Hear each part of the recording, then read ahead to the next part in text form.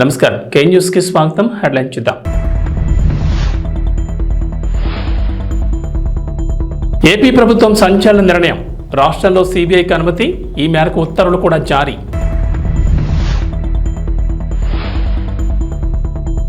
రాష్ట్రంలో భారీగా డెంగ్యూ కేసులు.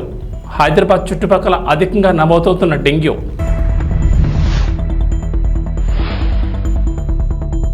అర్హులైన రుణమాఫీ కాలేని వారికి గుడ్ న్యూస్. రేవంత్ సర్కార్ గుడ్ న్యూస్. మండల కేంద్రాల్లో నోడల్ అధికారులు.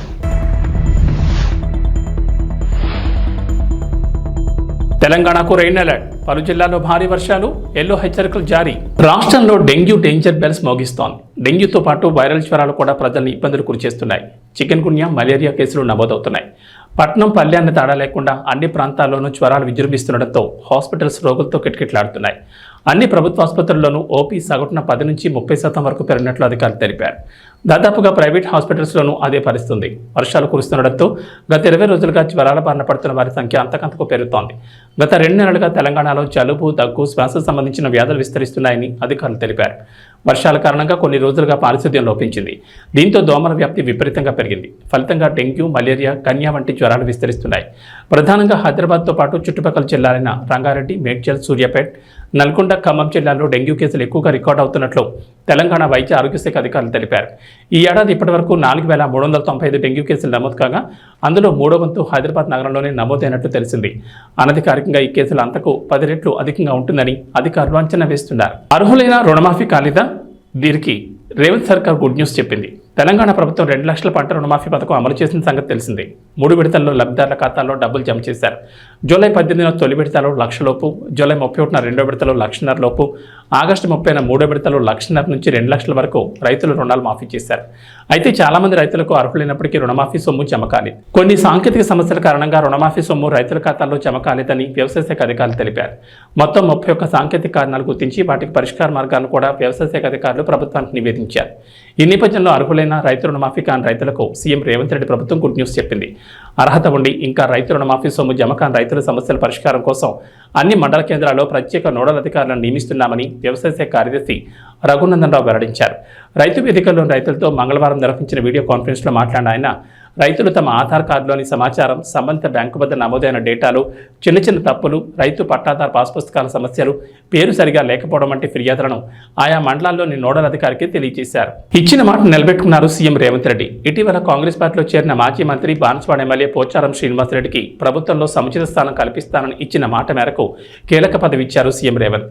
పోచారం శ్రీనివాసరెడ్డిని వ్యవసాయ శాఖ సలహాదారుడిగా రేవంత్ ప్రభుత్వం నియమించింది. కేవలం సలహాదారు నియమించడమే కాకుండా కేబినెట్ హోదాను కూడా కల్పించింది. పోచారం శ్రీనివాసరెడ్డితో పాటు ప్రస్తుత మండలి చైర్మన్ గుత్తా సుఖేందర్ రెడ్డి కుమారుడు గుత్తా అమిత్ రెడ్డిని డైరీ కోఆపరేటివ్ ఫెడరేషన్ చైర్మన్గా నియమించింది.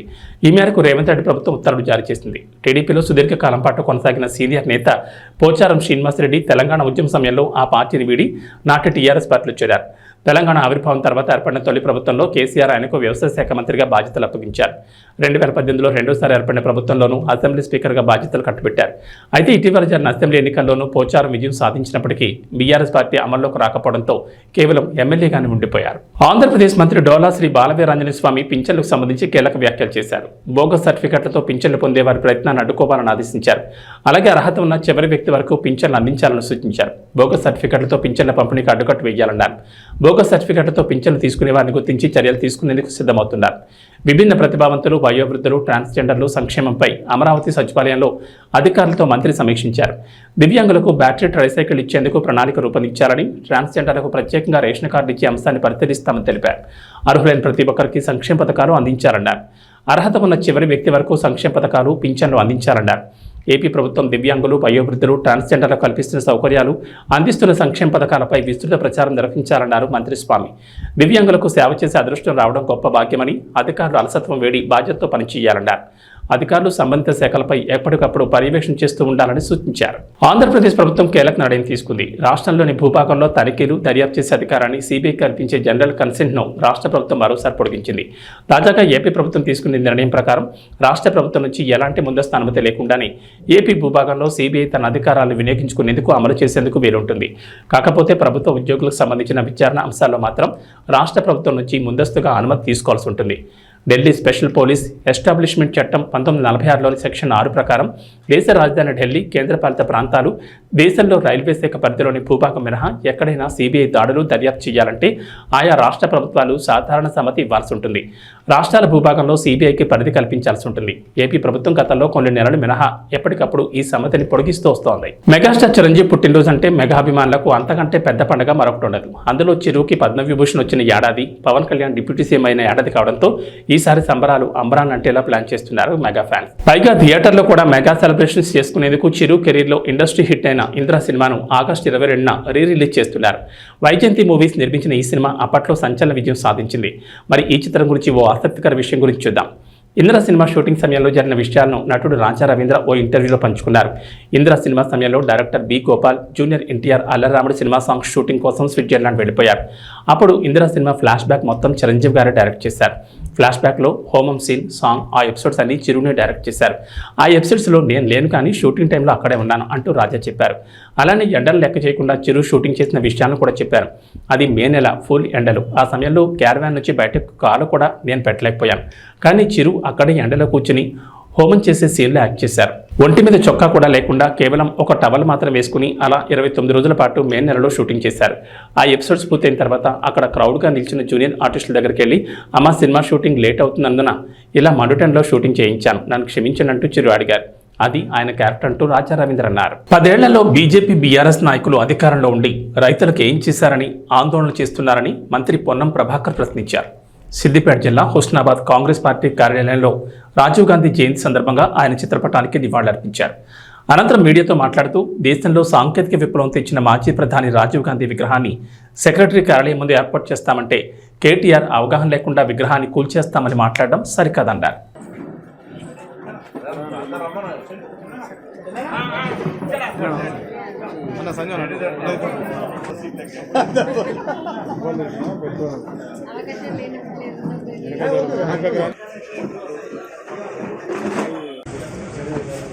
ప్రతిపక్షాలు రైతాంగాన్ని కన్ఫ్యూజన్ చేసేటువంటి ఒక ప్రక్రియ స్టార్ట్ చేశారు. కాబట్టి తెలంగాణ రైతాంగానికి మీరెక్కడ ఆందోళన చెందొద్దు, రైతు రుణమాఫీ పూర్తిగా అందరికీ చేస్తామనే మాట మనం చేస్తాం. ఎవరికైనా ఈ 3 విడతలల్లా రైతు రుణమాఫీ కాకపోతే మీరు మండల రెవెన్యూ కార్యాలయంలో, మండల పరిషత్ ఆఫీసులో, మీ అగ్రికల్చర్ ఆఫీసర్ దగ్గర మీ అప్లికేషన్ పెట్టండి. 2018 డిసెంబర్ 12 కంటే ముందు లోన్ తీసుకొని ఉన్నటువంటి వాళ్ళ అమౌంట్ ఎంతమంది ఉన్నా అది లోన్ మాఫీ కాదు, నిబంధనలలోనే ఉంది. 2023 డిసెంబర్ 9 తర్వాత ఈ 8 నెలల్లో ఎవరైనా లోన్ తీసుకుంటే కూడా మాఫీ కాదు.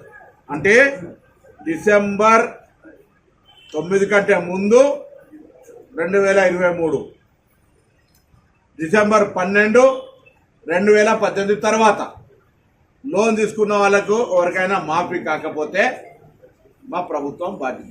టీఆర్ఎస్ పార్టీ లోన్ మాఫీ యొక్క విధానం ఏ విధంగా రైతులకు న్యాయం జరగలేదని తెలుసు. రైతుల పట్ల లోన్ మాఫీ చేస్తామన్న హామీని అమలు చేయని టీఆర్ఎస్ పార్టీ ఒకవైపు అయితే, అసలు రైతులకు సంబంధించి కేంద్రంలో అధికారంలోకి వచ్చిన తర్వాత మేము గతంలో 2005-6లో దేశం మొత్తం ₹1,00,000 లోన్ మాఫీ ఒకటేసారి చేసినాం. దాని తర్వాత దేశంలో చరిత్రలో 29 రాష్ట్రాల్లో ఏ రాష్ట్రం చేయని విధంగా ధైర్యంగా ఎన్నికల్లో మాట ఇచ్చిన విధంగా ఇలా లోన్ మాఫీ చేసినాం. ప్రశంసించాల్సిన వాళ్ళు విమర్శిస్తూ ఉన్నారు, విమర్శించాల్సిన వాళ్ళు ఇద్దరు కలిసి విమర్శిస్తూ ఉన్నారు. బీఆర్ఎస్ టీఆర్ఎస్ వాళ్ళు ఇద్దరి గొంతు, ట్యూనింగ్, సాంగ్, డ్యాన్స్ అంతా కూడా ఇద్దరు ఒకటే ఉంది. దీన్ని బట్టి రైతులు అర్థం చేసుకోండి. కేంద్రం ఏమి ఇవ్వలే రైతులకు. రాష్ట్రంలో టీఆర్ఎస్ పార్టీ 10 ఏళ్ళ అధికారంలో ఉన్నప్పుడు రుణమాఫీ ఏ విధంగా చేసిందో మీ అందరికి కొత్తగా నేను చెప్పే అవసరం లే. ఖాళీ ఉన్నది అక్కడ నేను ఎవరైనా విగ్రహం తీసేసి పెట్టినా వాళ్ళ ప్రభుత్వం వస్తే కూల్చేస్తా రమ్మని వాళ్ళ ప్రభుత్వం రాదు కాబట్టి అట్లా అంటారు ఎవడైనా. ఇప్పుడు మేము అక్కడ విగ్రహం దిగలే, ఎవరిని బాధ పెట్టలే. కేటీఆర్ బాధ కలిగి ఉంటే దిగమింగుకో, ప్రజలు ఓడగొట్టారు తప్పది.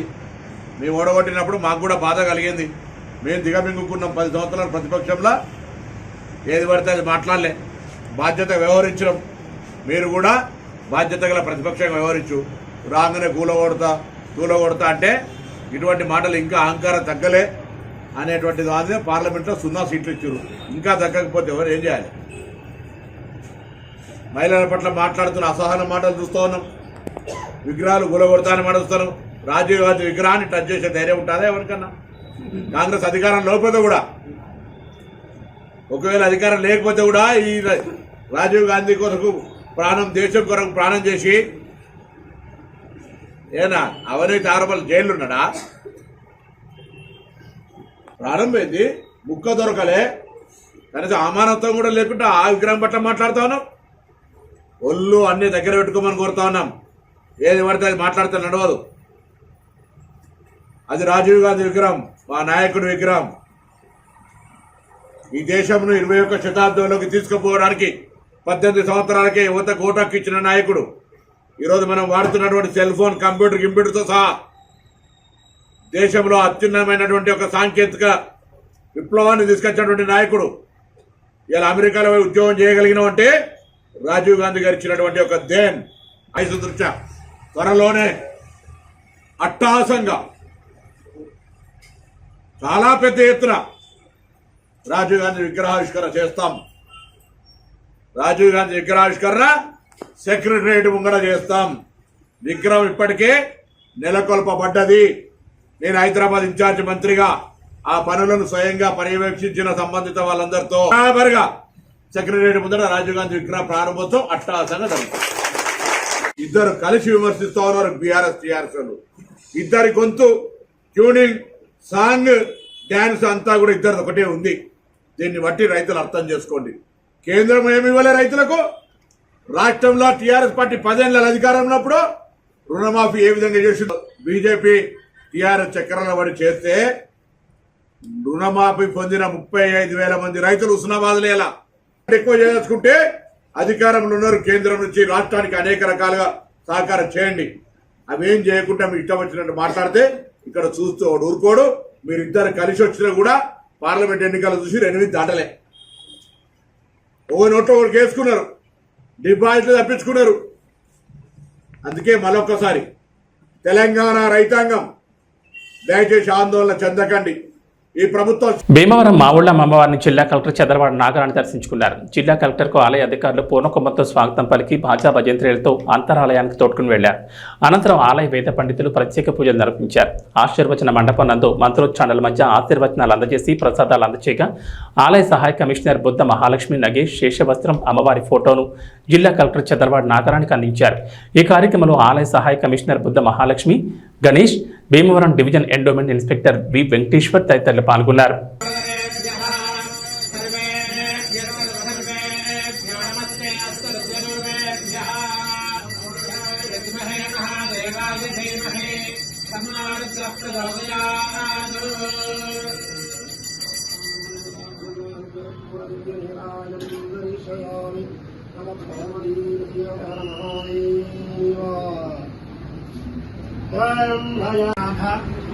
अपराध सहस्राणि क्रियन्ते अहर्निशं मया दासूहं इति मां मत्वा क्षमस्व परमेश्वरि ग्रामदेवता स्वरूपिणी माउल्लम्म देवता ज्योन्नमः साष्टांग अपराध नमस्कारां समर्पयामि.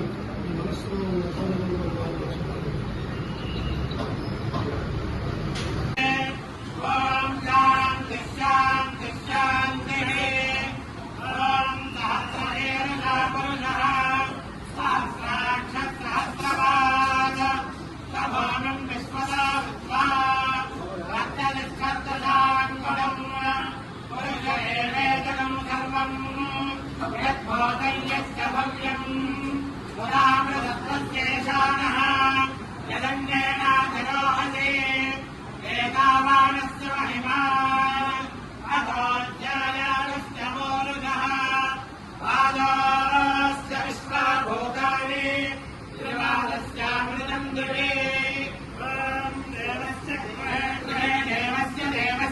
కేంద్ర హోంశాఖ సహాయ మంత్రి బండి సంజయ్ కుమార్ మరోసారి సంచలన వ్యాఖ్యలు చేశారు. లిక్కర్ కేసులో అరెస్టై జైల్లో ఉన్న కల్వకుంట్ల కవితకు కాంగ్రెస్ పార్టీ బెయిల్ ఇప్పించేందుకు ప్రయత్నిస్తోందని అన్నారు. కాంగ్రెస్ సీనియర్ నేత అభిషేక్ సింఘ్వీ కవితకు బెయిల్ ఇప్పించేందుకు కోర్టులో వాదనలు వినిపిస్తున్నారని చెప్పారు. అందుకు అనుగుణంగానే అభిషేక్ సింఘ్వీకి తెలంగాణ నుంచి కాంగ్రెస్ రాజ్యసభ అభ్యర్థిగా నామినేషన్ వేయించారని తెలిపారు. ఢిల్లీలోని కాంగ్రెస్ పెద్దలతో కేసీఆర్ మ్యాచ్ ఫిక్సింగ్ అయ్యారనడానికి ఇంతకంటే నిదర్శనం ఏం కావాలని ప్రశ్నించారు. కేసీఆర్ చెబితేనే కాంగ్రెస్ పార్టీలో ఎంపీ సీట్లు, ప్రభుత్వంలో మంత్రి పదవులు ఇస్తున్నారని తెలిపారు. ఈ విషయం తెలిసి కాంగ్రెస్ ఎమ్మెల్యేలు కేసీఆర్ ఫామ్ హౌస్కు క్యూ కడుతున్నారని వ్యాఖ్యానించారు. మహేశ్వరం నియోజకవర్గంలోని తుక్కుగూడ సమీపంలోని రావిరాల గ్రామంలో నిర్వహించిన సూర్యగిరి ఎల్లమ్మ బోనాల ఉత్సవాల్లో బండి సంజయ్ పాల్గొన్నారు. అమ్మవారిని దర్శించుకుని ప్రత్యేక పూజలు నిర్వహించారు. ఈ సందర్భంగా బీజేపీ రాష్ట్ర అధికార ప్రతినిధి వీరేందర్ గౌడ్, రాష్ట్ర నాయకులు అందెల శ్రీరాములు యాదవ్తో కలిసి మీడియాతో మాట్లాడారు. రావిరాల సూర్యగిరి ఎల్లమ్మ అమ్మవారిని దర్శించుకోవడం సంతోషంగా ఉందన్నారు. అందరూ సుఖ సంతోషాలతో ఉండాలని అమ్మవారిని వేడుకున్నారు. పదే పదే బీజేపీలో బీఆర్ఎస్ విలీనం చేసుకోబోతోందంటూ దుష్ప్రచారం నిర్వహిస్తున్న కాంగ్రెస్ నేతలు బండారం బయటపడిందన్నారు. కాంగ్రెస్ నేతలే కేసీఆర్తో మ్యాచ్ ఫిక్సింగ్ చేసుకున్నారు. కాంగ్రెస్ పార్టీ లిక్కర్ కేసులో కవితకు బెయిల్ ఇప్పించేందుకు ప్రయత్నిస్తుందన్నారు. కాంగ్రెస్ సీనియర్ నేత అభిషేక్ సింఘ్వీ కవిత బెయిల్ కోసం కోర్టులో వాదిస్తున్నాడన్నారు. ఈ దేశం గురించి కానీ, ఈ దేశ పేద ప్రజల గురించి కానీ, ఈ దేశాన్ని రక్షించడానికి మేము ముందు ప్రవర్తించబడతాం. మంచి ఆలోచన వాళ్ళు సపోర్ట్ చేస్తారు.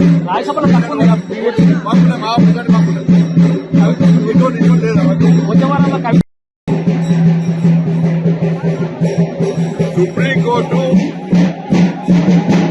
చెప్తే ఒక పార్టీ చెప్తే బెయిల్ ఇవ్వదు. ఇది కోర్టు ధిక్కరణ.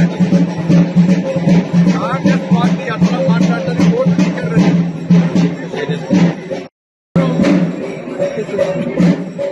న్యాయవాదం చేయకడానికి చేసుకోవచ్చు, ఎవరికైనా అనుకోవచ్చు. అందుకే ముందే అంటారు. అంటే గతంలో కూడా అన్న ఒకటి, గతంలో కూడా ఒక బీజేపీ లీడర్ కూడా ఒక చర్చ జరుగుతుంది. మీద చాలా సీనియర్ నాయకుడు కాబట్టి ఏమంటారు ఇక్కడ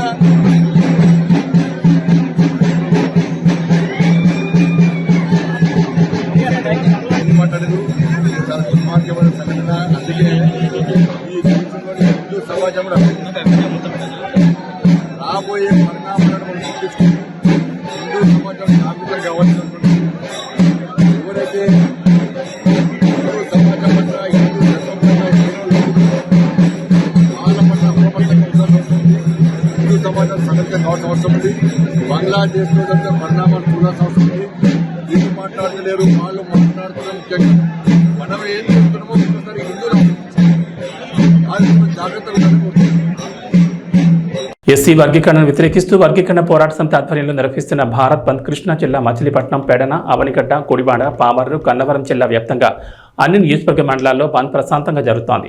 పలు దళిత సంఘాల ప్రతినిధులు బంద్లో పాల్గొని మచిలీపట్నం నగరంలోని వర్తక, వాణిజ్య దుకాణాలు మూయించారు.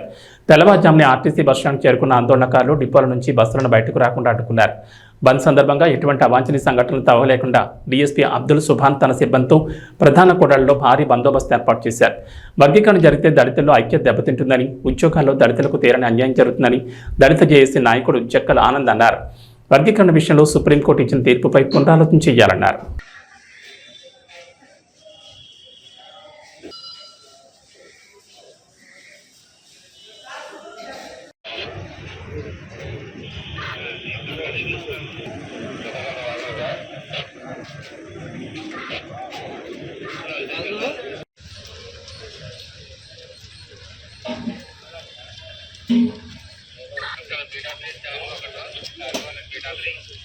సీఎం గారు ఎక్కడ ఉన్నారు? లోపలికి వెళ్ళారా?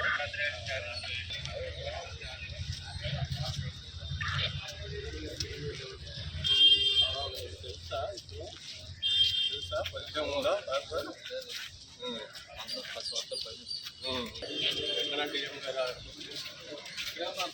ప్లాన్ చేసిపోతాం. అదేదో 3 o'clock పినాకి. ఏం పినాకిని? అది పినాకిని అంటే విజయవాడ టు చెన్నై ఒక పినాకి. ఇది దానికి లింక్ సార్.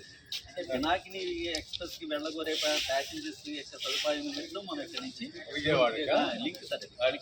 కనెక్టివిటీ దానికి విజయవాడ టు చెన్నై దానికి లింక్ 3 o'clock. దీనికి వెళ్తుంటారు. పినాకినికి వెళ్ళదలుచుకున్న వారు మనకి ఈ బస్సుకి వెళ్తుంటారు. కరెక్ట్ టైంకి గుడివాడ నుంచి ఇక్కడి నుంచి కూడా పెట్టామని పెట్టారా? మిగతాయన్నీ 5 o'clock నుంచి.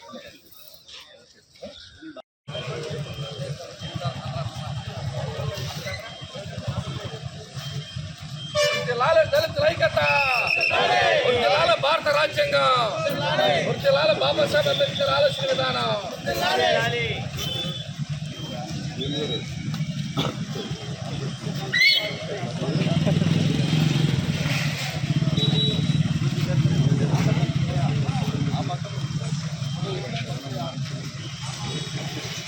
వద్దు ఐక్యత ముద్దు ఐక్యత ముద్దు ఐక్యత ముద్దు ఐక్యత ముద్దు ఐక్యత ముద్దు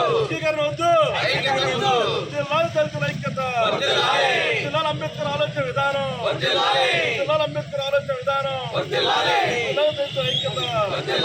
ఐక్యత ముద్దు వద్దు ఐక్యత ముద్దు వద్దు ఐక్యత ముద్దు వద్దు ఐక్యత ముద్దు దళితుల ఐక్యత ఆలోచన విధానం అంబేద్కర్ ఆలోచన విధానం జై భీమ్ జై భీమ్ జై భీమ్ జై భీమ్ జై భీమ్ జై భీమ్ జై భీమ్ జై భీమ్ ఇక వాతావరణ విషయానికి వస్తే తెలంగాణను భారీ వర్షాలు వేయటం లేదు. గత 2 రోజులుగా రాష్ట్రంలో విస్తారంగా వర్షాలు కురుస్తుండగా తాజాగా రాష్ట్రానికి మరోసారి హైదరాబాద్ వాతావరణ కేంద్రం అధికారులు రెయిన్ అలర్ట్ జారీ చేశారు. నేడు రాష్ట్రంలోని పలు జిల్లాల్లో భారీ వర్షాలు కురుస్తాయని చెప్పారు. నైరుతి రుతుపవనాలు బలంగా ఉండడం, ద్రోణి ప్రభావంతో రాష్ట్రంలో విస్తారంగా వర్షాలు కురుస్తాయని వెల్లడించారు. ఈ మేరకు ఆయా జిల్లాలకు ఎల్లో అలర్ట్ జారీ చేశారు. ఇవాళ ప్రధానంగా వనపర్తి, పెద్దపల్లి, జయశంకర్, భూపాలపల్లి, ములుగు, కొత్తగూడెం, రంగారెడ్డి, మహబూబ్ నగర్, నాగర్ కర్నూలు, సిద్దిపేట, జోగులాంబ గద్వాల, నారాయణపేట జిల్లాలో భారీ వర్షాలు కురుస్తాయని చెప్పారు. అక్కడక్కడ ఉరుములు, మెరుపులతో పాటు పిడుగులు పడతాయని, గంటకు 30 నుంచి 40 కిలోమీటర్ల వేగంతో బలమైన ఈదురుగాలులు కూడా వీస్తాయని అన్నారు. కుండపోత వర్షాలకు ఛాన్స్ ఉన్న నేపథ్యంలో ప్రజలు అప్రమత్తంగా ఉండాలని వాతావరణ శాఖ అధికారులు సూచించారు. అవసరమైతేనే బయటకు రావాలని చెప్పారు. ఏబీ బులెటిన్ విశేషాలు. నమస్కారం.